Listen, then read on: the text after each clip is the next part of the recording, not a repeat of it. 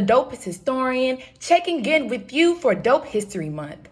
Happy Monday. Happy Mellow Monday. You are currently tuned into I Hear You Internet Radio Station, the radio station that really does hear you. If you missed the announcement earlier, I'll let the people know. The dopest historian is getting into some, not so mellow dope history facts today. Today we will highlight George Jackson, Jonathan Jackson, and the Soledad Brothers. Me personally, I never heard about them growing up. But since becoming the dopest historian, I have been intrigued with this story. The beginning, the end, the middle, the writings that came with it, it's just a story that needs to be told, right? So, it's been a couple of days since I last tapped in with you all. Your girl had to tend to some motherly duties. Yes, I know you didn't know, but newsflash, the dopest historian is a mother. Yes, I am a mother to a beautiful son, and his name is Chandler. This past Saturday, we celebrated his 8th birthday, so that's why you haven't heard from me in a couple days. But no worries. We are about to get into this dope Black history, baby. It's still Black History Month. Dope Black History Month, okay? This next story is going to set the tone for the story I'm going to tell. And this next song I'm going to play is going to set the tone for this story I'm about to tell. Next up is XXX by Kendrick Lamar on the addictive I Hear You Internet Radio Station. Next up is XXX by Kendrick Lamar on the addictive I Hear You Internet Radio Station.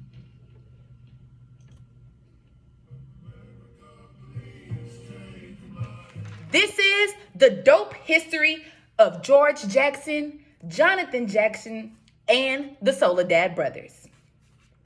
All right, y'all. Let me give you the background because it's a lot that's going on in this story. But all of it is relevant, okay? Let me assure you of that. So in 1966, actually, before we get to 1966, George was arrested at the age of 18 in 1959, around 1959, 1960. He was arrested at the age of 18. During the time, he was charged with aggravated robbery.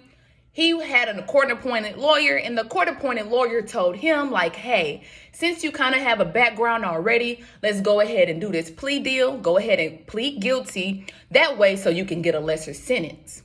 But as we all know, and if you don't know in regards to history, when it comes to court-appointed lawyers, they are never for, those of color, to be honest. I mean, hey, let's just be real about it. So, unfortunately, he took the advice of his lawyer, and they gave him 1 year to life. So, he was 18 years old. He only had a couple infractions on him. It was $70 that he supposedly stole, and basically, because of his lawyer advising him to take the plea, he pleaded guilty, and they gave him 1 year to life. So, 1 year to life. How does he, how does he end up being here for a long time? Because I didn't say it, but George ends up being in jail for 10 years. 7 of those years, he was in solitary confinement, okay? So how does one go from being, supposedly getting a lesser sentence, but then get 1 year to life, and instead of just serving that 1 year, they served 10 years, ending in death. And with those 10 years, 7 of them were in solitary confinement. Well, we have to break down who George Jackson was, what did he do, and why did the state of California do their best to keep him off the streets? His mind, his thoughts, his words. They basically ended up murdering him at the end. But let's get into the deep story of how did we even get to this point. So, Jackson was in jail around the 60s, right? He was young. He was, a troublemaker of sorts, but not to the extent that, he should have been serving life. In 1966, he would meet his mentor, W.L. Nolan, and his mentor encouraged him to read. Get into your history. Who are you really? Don't just be angry to be angry. Direct your anger. And George Jackson actually started to read into the Revolutionary of Ho Chi Minh. That is, if you're knowledgeable about the Vietnam War, he was the leader of the Viet Cong.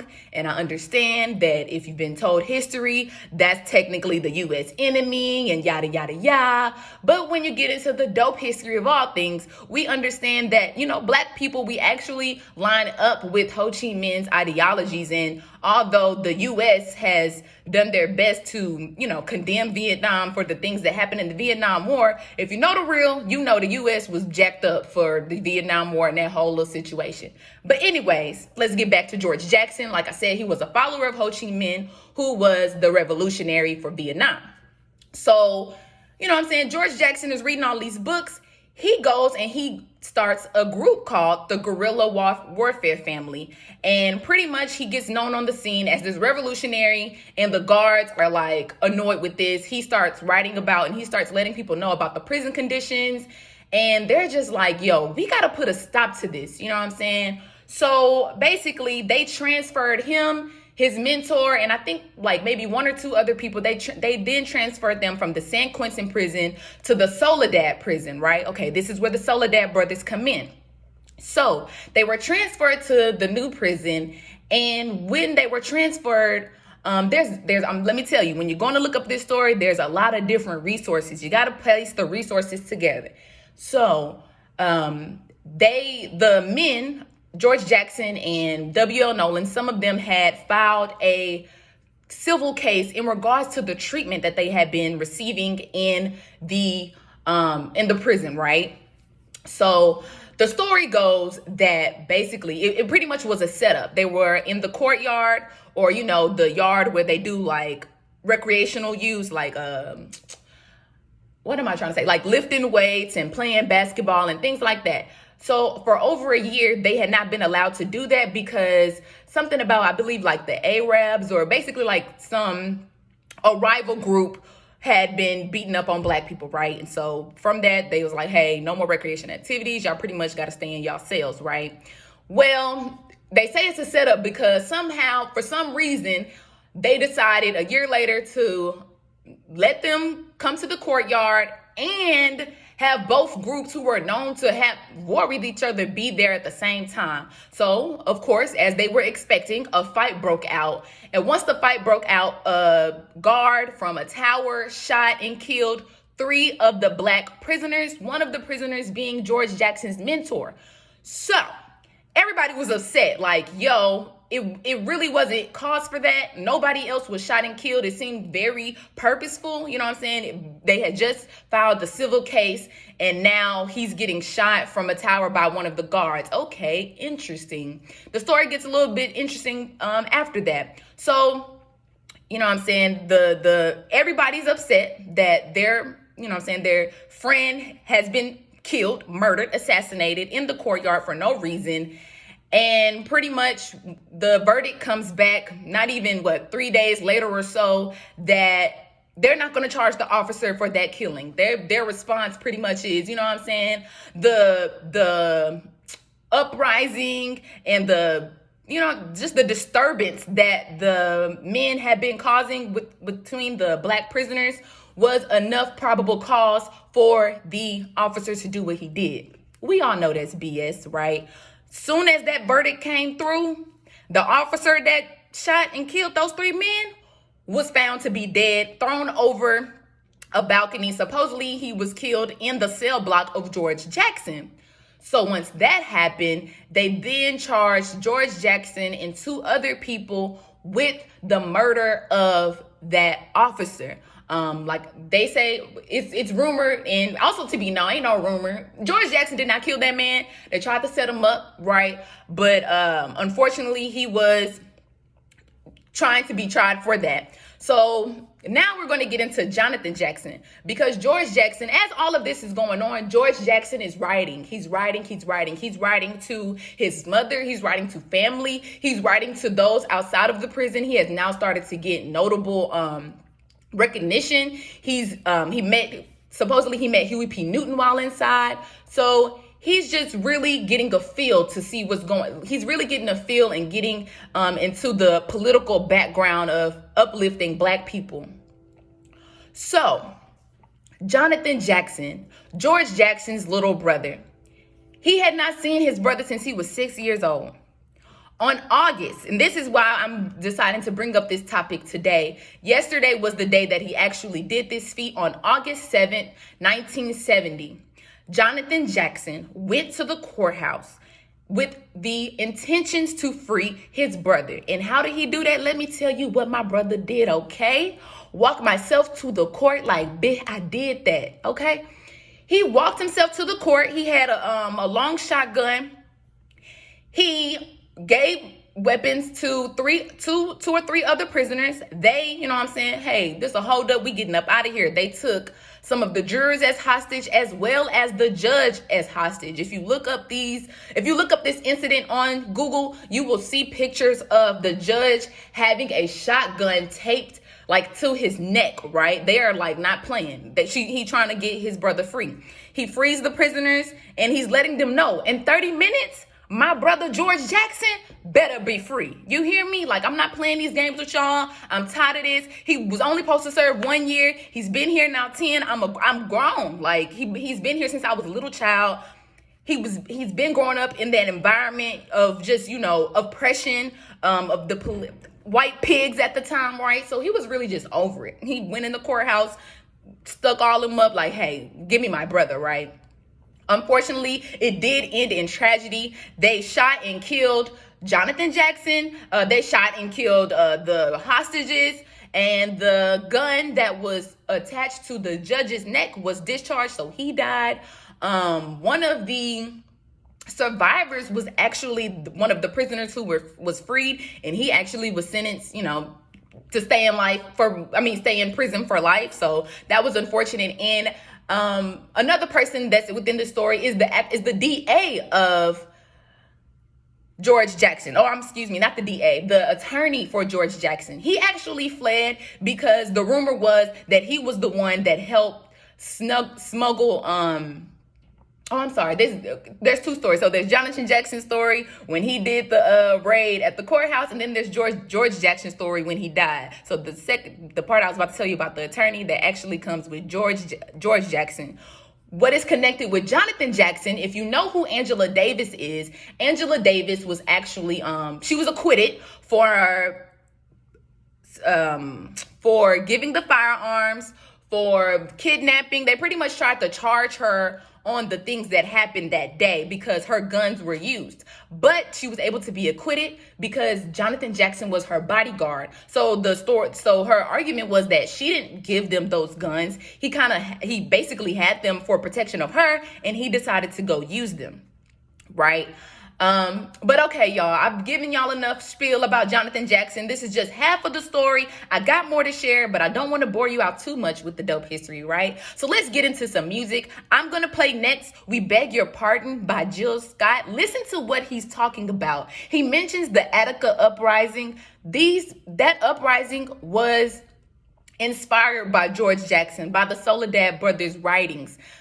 You guys, what I'm trying to talk about and bring to you today is that we must fight the powers that be. Do not get stuck in a box in regards to those who have fought for our freedom and feel that they should be where they are when it comes to being political prisoners.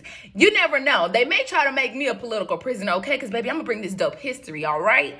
But, all right, y'all. Let's get into We Beg Your Pardon. This is a really good clip here, and I'm going to come back with more of the George Jackson, Jonathan Jackson, Soledad Brothers story. And I'm going to come back with more of the George Jackson, Jonathan Jackson, Soledad Brothers story. All right, you guys, that was We Beg Your Pardon by GILSCOT-HERON. If you're looking for more ways to listen to him, I just had to give y'all that spelling. All right. So before that song, we left off on the story of Jonathan Jackson. He had just came to the court, held it up, trying to help his brother, or really looking for the release of his brother. Unfortunately, that plan did not go as he planned. He was killed at the age of 17. Yesterday, August 7th, was the anniversary of the day that went down. Angela Davis was acquitted with that. And George Jackson, the big brother, would dedicate the Soledad Brothers book to his little brother. The Soledad Brothers was a book put together by those that were helping George Jackson and his cause outside. There are a collection of letters that he wrote to his mom and to others who were, listening to him and wanting to help him in his cause. He wrote about, like I said, the conditions of prison, the hate that he was receiving, the oppression that was going on outside of prison as well. He sought to empower those that read his words. So, he released the Soledad Brothers pretty much a year before he was assassinated, right?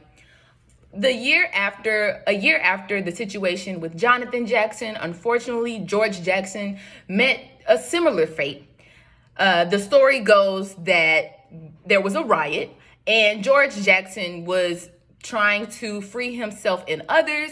They say that, he had a gun was, and this is what I was trying to say earlier.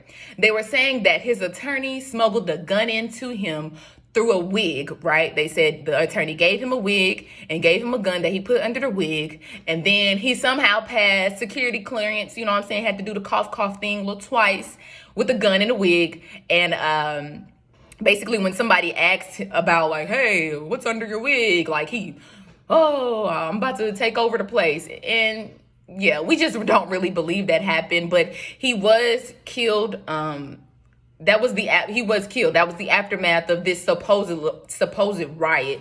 James Baldwin is literally quoted saying, and I quote Mr. James Baldwin, who we celebrated last week. He says, "No black person will ever believe that George Jackson died the way they tell us he did." Do y'all believe that George Jackson just went willy-nilly and was trying to kill people? No, that's not true, because the way he did things was very methodical, right? He had a plan. It was a planned thing. He did not just, wake up one day and was like, oh yeah, I'm going to pull this gun out of my wig that I don't even have and try to kill people. No, that's not the way it went. George Jackson is remembered today by a lot of people, like I said, as a prison revolutionary. His words have carried on throughout the years. I really encourage you guys to listen and look into the story of George Jackson and Jonathan Jackson. One of the excerpts out of George's book one of the excerpts out of George's book, Soledad Brothers, dedicated to his brother Jonathan, it read, "Tall, evil, graceful, bright-eyed black man child, Jonathan Peter Jackson, who died on August 7th, 1970, courage in one hand, assault rifle in the other. My brother, comrade, friend, the true revolutionary, the black communist guerrilla in the highest state of development. He died on the trigger, scourge of the unrighteous, soldier of the people, to this terrible child and his wonderful mother, Georgia Bea, to Angela White Davis, my tender experience. I dedicate this collection of letters to the destruction of their enemies. I dedicate my life." I also want to read one other excerpt by George Jackson. It is unfortunate that he was murdered, but I'm telling you, his words ring on forever. And with that, I encourage you to please go look into the words that he said. Go read the Soledad Brothers. The way you spell that is Soledad Brothers. Go read the letters, as well as Blood in My Eyes. That is something else by George Jackson. These are some of the words that George Jackson left with us. "Settle your quarrels. Come together. Understand the reality of our situation. Understand that fascism is already here. That people are dying who could be saved. That generations more will die or live poor, butchered half-lives if you fail to act. Do what must be done. Discover your humanity and your love in revolution. Pass on the torch. Join us. Give up your life for the people.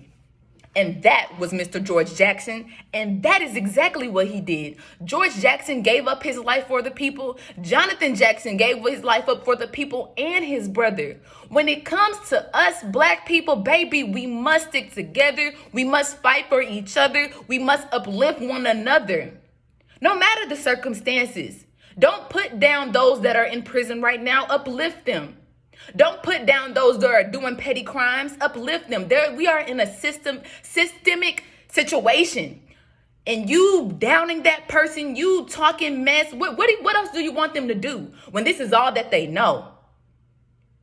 I ask that we educate ourselves so that we can help those that need help. If I'm here on this radio show and I'm able to talk to you guys, then that means that I can help somebody who needs to be helped instead of just talking to those who I know understand this. My whole reason of doing this is to reach those who may not really care.